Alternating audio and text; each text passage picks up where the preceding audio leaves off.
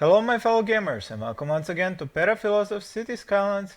Let's run to place. This is a short information video about how do you actually level up the industry, the residential areas and the commercial and offices. There is a wiki on this game that the developers have filled up. It is a place where you can find information about what exactly does industry or residential areas need to level up.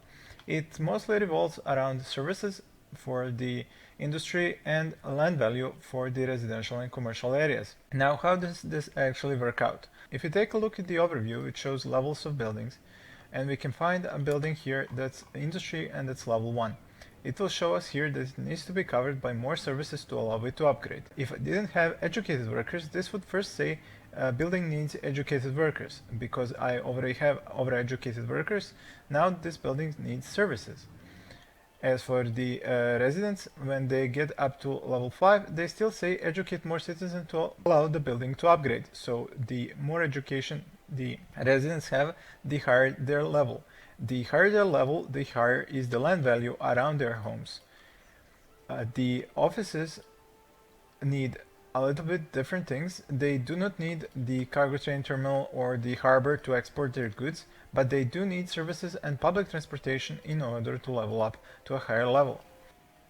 Now let me show you how exactly does that information look on the wiki page and what means what on it.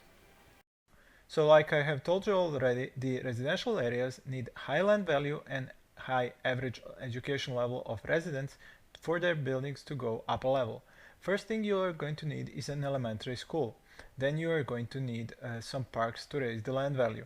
Then you need a high school, and at the end you need a college. As you level up the buildings, they are going to require higher education in order to get to the next level. The land value actually comes up from the building itself. So you cannot have a high land value and then have a building on that land value. The land value is created by a building that is a high level. As for the commercial, it goes very similarly. You build a commercial building on one spot, it will increase the land value as its level is increased, and its level is increased if they have the shoppers of a high level residential area. As with the residential, a good coverage by parks will also help them level up. Leveling industry and offices connects right into leveling residential. As soon as residents have high education, they will move to work in factories and they will bring in that high education to the factories. For the factories to now level up, they also need good coverage by the exporting centers like the cargo train terminal or the harbor. And once those two effects come together, the building will level up. It will also require good services coverage. When it comes to the services, pretty much everything is counted. Garbage, health, death care, police, fire, and even public transportation. The offices require pretty much everything that the industry needs, but with one difference, that they do not need to move cargo. Here you can see a table that shows what kind of an influence does which service have to the industry or offices. You can note that at the bottom you can see the negative impact of noise pollution, abandonment, and ground pollution on the building leveling up. An additional note that says right there on the top is that you have to take care how far is the building that you're trying to level up from the building that is providing the services required to it.